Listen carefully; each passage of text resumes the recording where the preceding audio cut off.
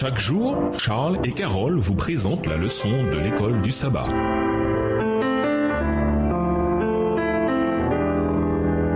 Bienvenue dans votre émission. Dieu nous parle. Nous voilà à la leçon de vendredi. Pour aller plus loin. Dès 1851, les pionniers adventistes identifièrent la deuxième bête d'Apocalypse 13 et versets 11 à 17 comme étant les États-Unis d'Amérique. Il devait pourtant être difficile à l'époque d'imaginer comment les États-Unis pourraient inciter le monde entier à adorer la première bête. Apocalypse 13, verset 12. Même dans les années 1880, la marine des États-Unis n'était composée en tout et pour tout que de 48 navires vieillissants. Mais depuis la fin de la guerre froide et sur le plan militaire, aucune puissance ne fait le poids face aux États-Unis. Et tandis que les Américains ont pu jouir de merveilleuses libertés, on voit bien que ces vérités sont piétinées, voire remises en question, à mesure que les crises se succèdent et que les temps deviennent plus durs. Quiconque s'y refusera se conformer aux usages de l'Église en observant un faux jour de repos sera passible de peine civile et finalement déclaré digne de mort. De l'autre côté, la loi divine enjoignant l'observation du jour de repos du Créateur exige l'obéissance et menace de la colère de Dieu, celui qui en transgresse les préceptes. À l'approche de l'orage, un grand nombre de personnes ayant professé la foi au message du troisième ange, mais qui n'auront pas été sanctifiées par l'obéissance à la vérité, changeront d'attitude et passeront dans les rangs de l'opposition. En s'unissant au monde et en participant à son esprit, elles en viendront à envisager les choses à peu près sous le même angle. Aussi, devant le danger, seront-elles toutes disposées à choisir le chemin le plus facile. Des hommes capables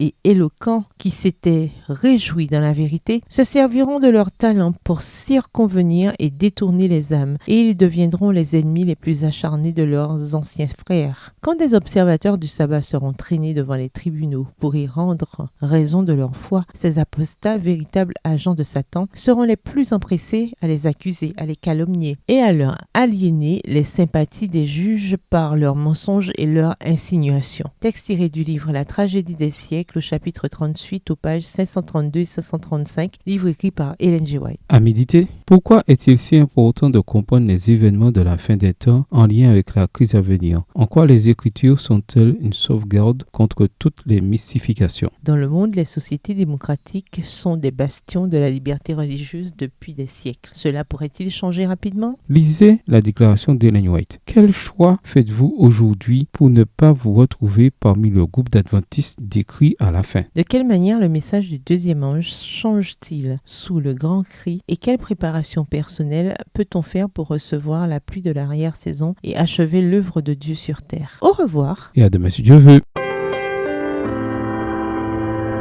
Dieu nous parle. Chaque jour, Charles et Carole vous présentent la leçon de l'école du sabbat.